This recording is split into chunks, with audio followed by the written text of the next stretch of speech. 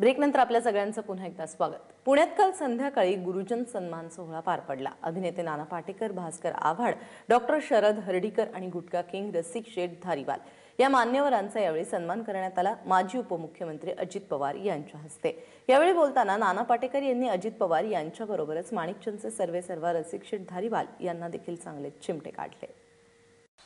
वयाने मोठे त्यांना नमस्कार। बाकी माझ्यासारखे तरुण जे आहेत, हा मगाशी धारीवाल म्हणाले ना की सगळ्यात तरुण मीच आहे इथला। मी माणिकचंदच्या वाटेला गेलो नाही, त्यामुळे माझी ही अवस्था आहे। त्यामुळे मी तरुण राहिलो।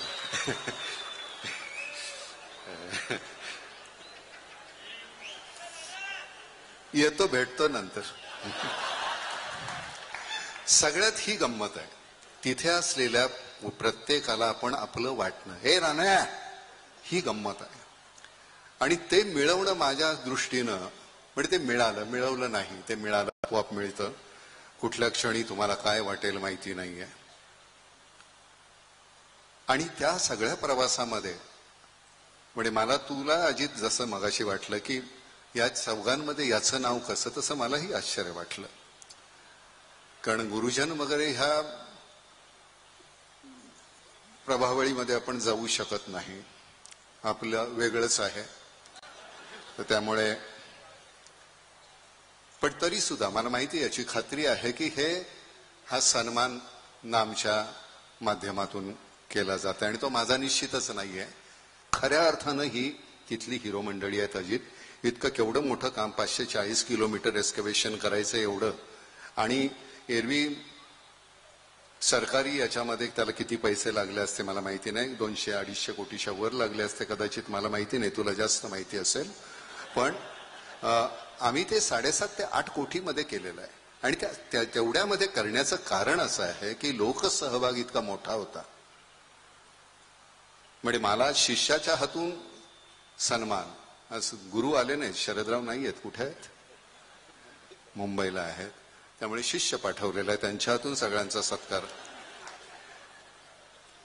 म्हणजे शरदरावांशी माझे, म्हणजे आमच्या दोघांच्या मधला आहे मी, म्हणजे वयाने सुद्धा शरदराव फक्त 10 वर्षांनी मोठे आहेत माझ्यापेक्षा।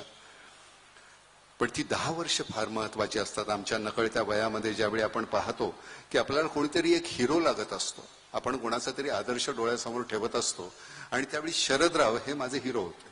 नुकतंच आलेलं नेतृत्व होतं आणि अतिशय तरुण, यंग टर्क म्हणायचे त्यावेळेचे, ते त्यातले शरदराव होते।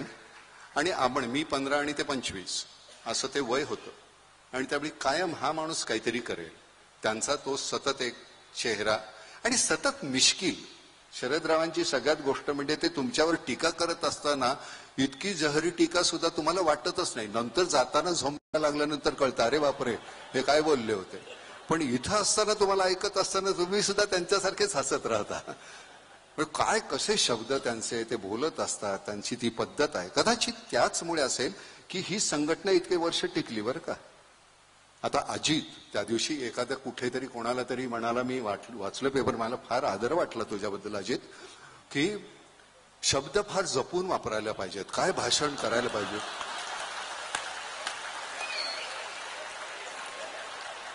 तुमच्याच पक्षातला कोणतरी आहे तो, काहीतरी नाव त्याचं, काय बरं नाव त्यांचं,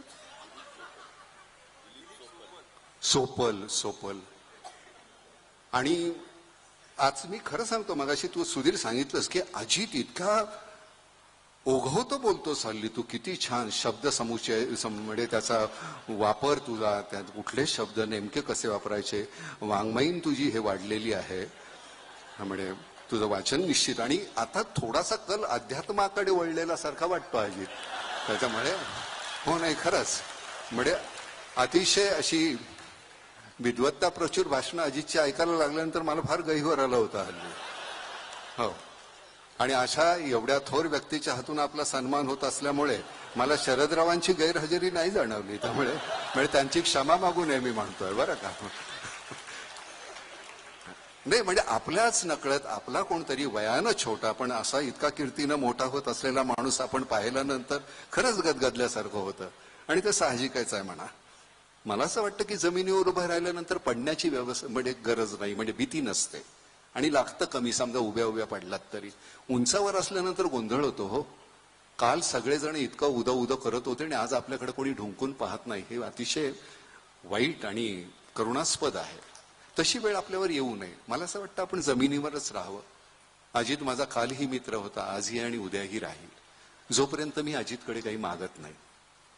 ज्या दिवशी मी अजितकडे मागेन की हे मला काहीतरी दे, त्यावेळी माझ्यावर माझ्या किमतीचा टॅग लागेल आणि ते तसं होऊ द्यायचं नाही. कधीही आयुष्यात ती वेळ आणायची नाही. आपल्याला देवानं माणसाचा जन्म दिला, याच्या पलीकडे आपल्याला अजून काही देवाला सुद्धा त्रास देण्याची गरज नाही. उद्या अजितकडे काही मागितलं तो नाही म्हणेल का, काय रे तुझं लक्ष दुसरीकडे, मी फार महत्वाचं बोलतो. काय नेमकं कोण आहे मनामध्ये आता या क्षणाला सांग. नाही खरंच असं अगदी हरवल्यासारखा का झालंस, काहीतरी गोंधळ आहे. अजितच्या गालावर लाली मी पहिल्यांदा पाहिली बरं. छान, पण मला तू लाजलेला सुद्धा आवडतोस बरं का. आपल्या धरणात खूप पाणी आहे आता, त्यामुळे 2 वेळचं पाणी मागणं हे रास्त आहे तुझ्याकडनं. आम्हाला ते 2 वेळचं पाणी मिळालं तर फार बरं होईल पुणेकरांना. कारण सरते शेवटी हा जे व्यासपीठ आहे त्या व्यासपीठावर ना खरं तर आपण काय कोण आहे तुम्हाला माहितीच असतं. हा इकडचा माणूस काय. पुन्हा एकदा सगळ्यांतर्फे मी आभार मानतो आणि अजित तुझी ही सात्विक मूर्ती ही अशीच उजळत राहो अशी मी देवाकडे प्रार्थना करतो आणि मी संपवतो. धन्यवाद.